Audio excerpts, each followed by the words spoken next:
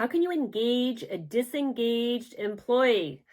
This is sometimes a very, very difficult thing to do. And so whether or not you are an HR, you're a business owner, you're an entrepreneur, maybe actually you're even a team member. You're like, there's somebody on my team that they're disengaged, they're a little bit grumpy. How do you deal with that? And so I'm going to give the advice as if you are an entrepreneur, business owner, or a manager. However, if you're a team member, you will also be able to apply this, just maybe in a little bit different way. And even if you're a parent, one of the things that we do on our YouTube channel, if you haven't subscribed, make sure you subscribe, is we love to teach leadership principles that can really apply to both work and home. And so although this video will focus a little bit more on the business side and organizations, as we kind of go through the 4 things, you're going to see of how transferable they are actually for parents. How do you deal with a disengaged teenager? How do you deal with a disengaged or a grumpy teenager? So it's actually very similar, but I'll make the focus a little bit more on the business side. If we haven't met, my name is Dr. Karen. I'm the co-founder of a company called DK Leadership. We work with businesses around the world, all sectors. And we love to teach leadership skills that can apply to both work and home. That's our secret sauce. That's really what has set us apart from other leadership experts kind of out there. So, okay, everybody, 4 things. Are you ready? First thing. So let's say you've got that grumpy, unhappy, disengaged team member. What do you do?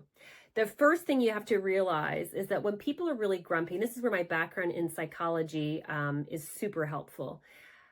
When people are grumpy, okay, when they're grumpy, it really generally is a sign that they are unhappy, okay? They are unhappy. There's stuff going on in their life, whether it's their lack of confidence, there's internal issues, there's external issues, there's things that are happening in that person's life that is hard, okay? And so just remember that when things come out, when people are really grumpy and they're really and it comes out externally, it's really important that we don't try to personalize it, that this really has nothing to do with you as a manager, as an entrepreneur, as a business owner. This is their own stuff, okay? So it's really important to not absorb it, not to kind of, take it on.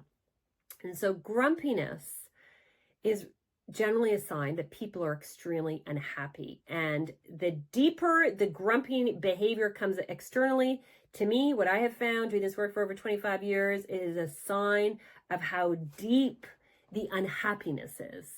So does this change anything? No, it doesn't change anything, but it does give us a little bit more empathy, grace, understanding in terms of dealing with these people, okay? So it just hopefully maybe gives us a little bit more of a different posture.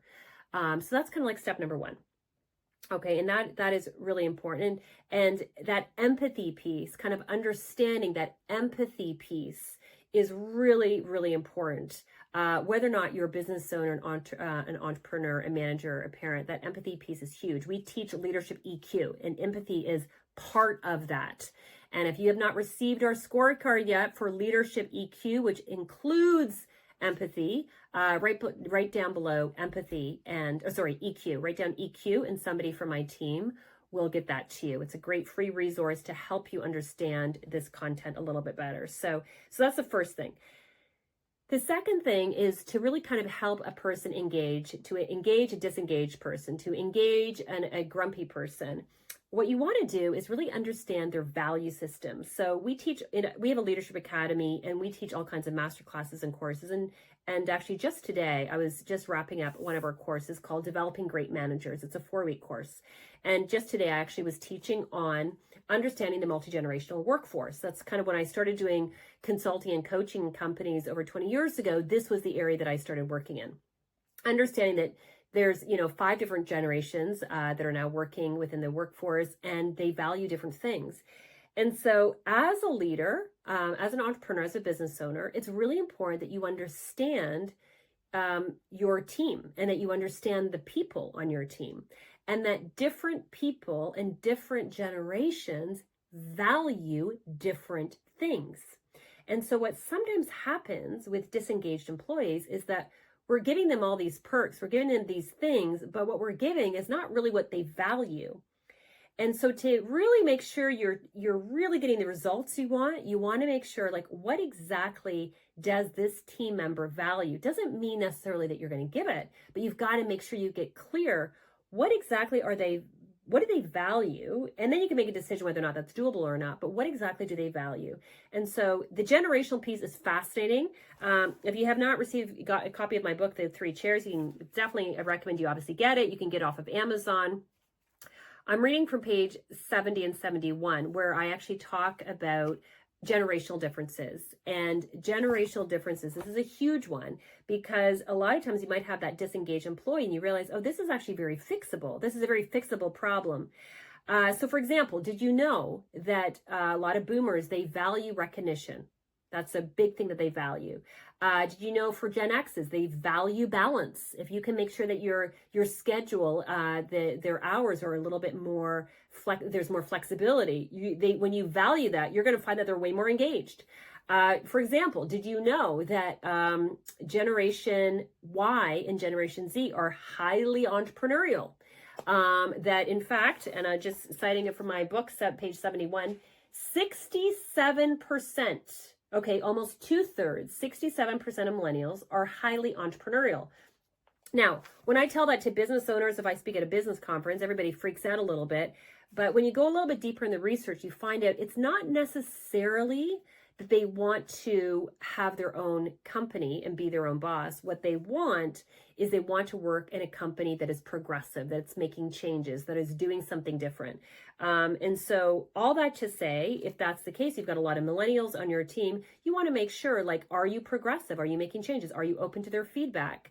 Do they have access to great mentors and great leaders? So those are the kind of things you want to pay attention to.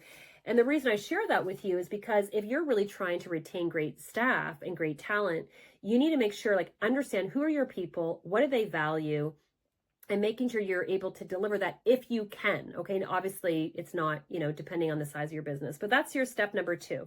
Okay. So step number 2. Number 3 is really lean in. And so having the courage to have that conversation with that disengaged employee. It's amazing to me in all the work we've done with companies, and we work with small companies, we work with big companies, how many times I will ask an entrepreneur or a manager, have you asked what do they value? No, Karen, I haven't asked. Have you asked what do they like and what do they find frustrating?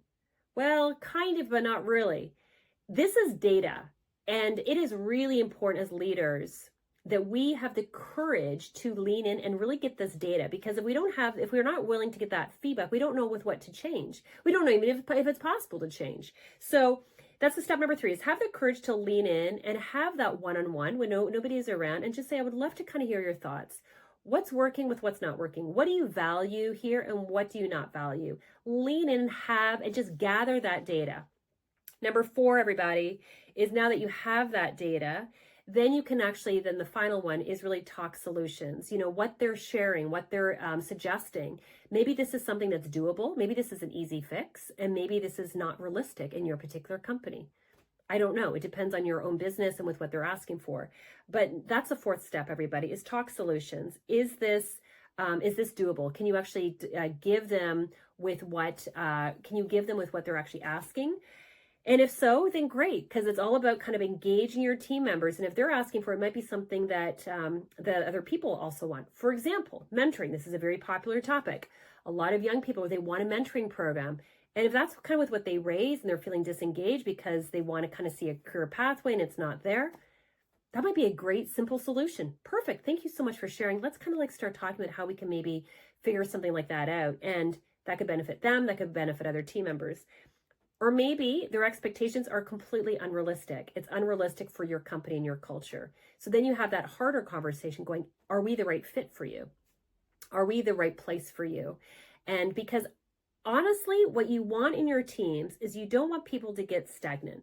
You want people to grow their own personal development, their own professional development within your company, or maybe your company is not the best fit, and to graciously, end well. And so you want to lean into that conversation. Don't waste any time, because disgruntled, disengaged employees, that's a weight. That's a lot of weight on a team. And so you want to lean and have that conversation to really say, okay, what exactly do you want? What do you actually value? Let's kind of talk about solutions. Let's kind of progress and move forward, or have that conversation that maybe we're not the best fit.